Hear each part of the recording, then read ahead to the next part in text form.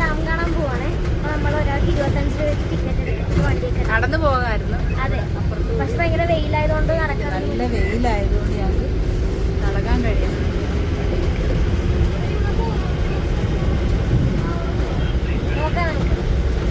ഞങ്ങൾക്ക് പറ്റിയ അബദ്ധം എന്തായിരുന്നെന്ന് വെച്ചാൽ എല്ലാവരും കുടയും തൊപ്പിയും പിന്നെ വെള്ളമൊക്കെ കരുതിയിട്ടായിരുന്നു പോയത്. ഞങ്ങൾ ഇതൊന്നും കരുതാതെ പോയത്.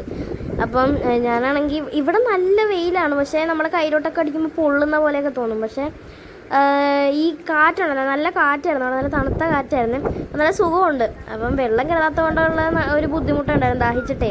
അപ്പോൾ ഇതാണ് നമ്മുടെ ഡാം കേട്ടോ. വെള്ളമൊക്കെ കുറവായിരുന്നു. പിന്നെ ഈ പാറക്കെട്ടിൻ്റെ ഇടയിലൊക്കെ പാമ്പുണ്ട്, സൂക്ഷിക്കണമെന്നൊക്കെ എഴുതി വെച്ചിട്ടുണ്ടായിരുന്നു. ഞാൻ പേടിച്ച് നോക്കിയത് അവിടെ ഇനി പാമ്പുണ്ടെങ്കിലോ.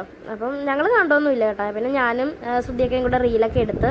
പിന്നെ ഈ ഡാമിൻ്റെ വശത്ത് നല്ല പച്ചപ്പായിട്ടുള്ള മലനിരകളും പിന്നെ ഈ സൈഡിൽ ഇതാ അവിടെ കാണുന്നുണ്ടോ, അത് വെള്ളം താഴത്തോട്ട് പോകുന്നതാണ്. എന്താ സംഭവം എന്നറിയത്തില്ല.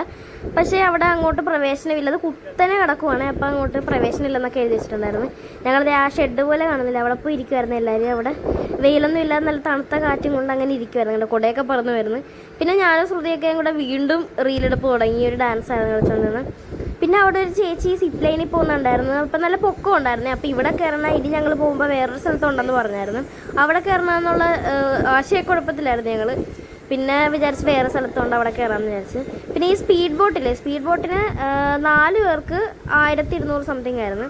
അപ്പോൾ ഈ വെയിലത്ത് വെള്ളം കുടിക്കാതെ ഞങ്ങൾക്ക് ആ ഒരു തളർച്ച ഉണ്ടായിരുന്നു. പിന്നെ ഈ 1200 4 പേർക്ക് ഇത്തിരി കൂടുതലാണെന്ന് തോന്നി. അപ്പം ഞങ്ങൾ കയറിയില്ല. അപ്പം ഞങ്ങൾ വണ്ടി വരാനായിട്ട് വെയിറ്റ് ചെയ്യുമായിരുന്നു. പിന്നെ ഒരു കിളി മേളിൽ നിന്ന് ഇങ്ങനെ കുറേ നേരം അതിങ്ങനെ പറക്കാതെ ഇങ്ങനെ നിൽക്കുന്നുണ്ടായിരുന്നു. അത് ഭയങ്കര അത്ഭുതമായിരുന്നു. ഞാൻ കണ്ടില്ല, അമ്മയൊക്കെയാണ് കണ്ടത്.